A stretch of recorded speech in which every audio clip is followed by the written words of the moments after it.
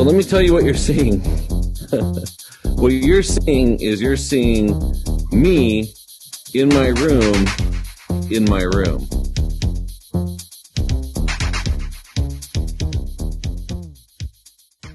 So there's me talking to you all in virtual reality. All right, I got this ball. Okie dokie. Where's the camera? So you see this thing right here? Check it out. This is the world inside the world. Now what's great about that is I can take this and tilt it up there so you can see the ceiling. And I'm going to go over behind it, and I've got this rack. See this little rack right here? I've got this little rack of markers. If I want to take a red marker and I want to look at the ball and I want to say, you know what, we need to install an access point right there. Then I can draw that access point, and if you see now in augmented reality, it shows you on my ceiling where the access point is. So it shows you my room, it shows you where the access point is supposed to be located, and I did that by drawing on here. Now let's say that I need to run a cable somewhere to the side, so I'm going to run a cable from my desk up the wall, around this way, and up over there. From a VR perspective, I've always had, since it started coming out, I've been a VR nerd since I was a kid, always loved the idea of it and the thought of it. But what I'm doing right now is I'm working with a group out of California, out of Southern California, called Spaces. There's a cat over there named Brad. And about a week ago, I was connected with him through our buddy Michael. And, what we did is I wanted to be on site with a customer to participate in an installation. And there's about 4 or 5 other people that wanted to be there. And there was no way that we could because of travel restrictions. The customer wasn't comfortable having us in their facility. They wanted to decrease the foot traffic. They wanted to make sure that it was a safe environment for everybody to be in. This is me in a virtual environment. I have a whiteboard behind me. And what makes that fun is I can grab these markers, and just like we're in a standard presentation, I can come in here. I can draw just as bad in virtual reality as I can draw in reality. But the cool thing is, check this out, let's throw that pin. It goes back to where it's supposed to go. But what this does, it gives me the ability to look at a whiteboard, to share a whiteboard with you.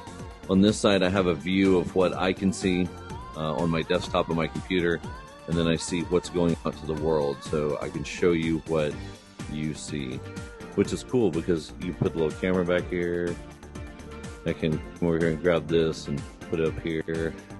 Grab this guy and put him over here. Now as I'm presenting, I can see what I'm presenting, what your reaction is as I'm communicating with you, and I can use this as a whiteboard space. So it makes a real good presentation model where I can pull you in via VR, which is something that you traditionally wouldn't do. So it grabs a little bit of attention.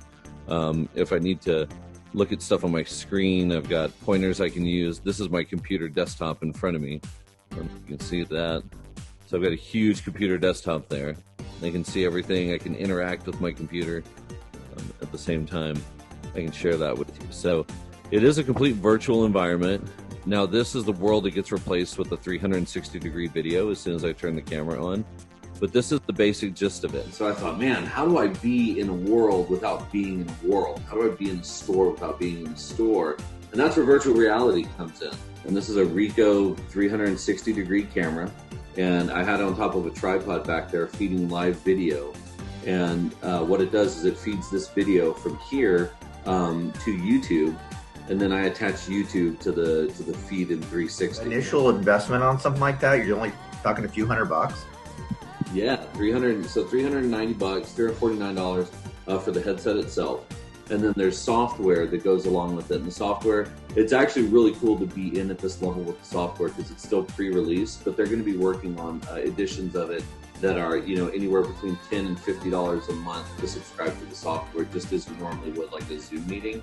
And it works with all of it. So it works with Zoom, it works with WebEx, it works with Microsoft Teams, with Skype, with we've tried it on House Party. It works on all the different apps. It's just another camera. One use case I can see for this already is one restaurant that I talked to was moving their cash wraps and their point of sale from behind the counter closer to the door so that they could, serve curbside pickup more quickly, but they're having trouble with their managers on duty actually moving the point of sale because they're not necessarily the most technical people. So if they had something like virtual reality somebody from their corporate IT staff might be able to walk them through that and tell them where exactly to plug everything in so it runs more smoothly. So I mean, I see tons of use cases for this already, and certainly it's more prevalent today with everything going on.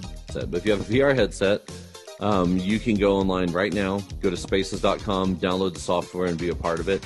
Jump in the Discord, help add to the development of it, add your feedback, ask for features, so on and so forth. This is, I think, the tip of the iceberg when it comes to using virtual reality, especially in the context of the customers that we work with on a day-to-day basis.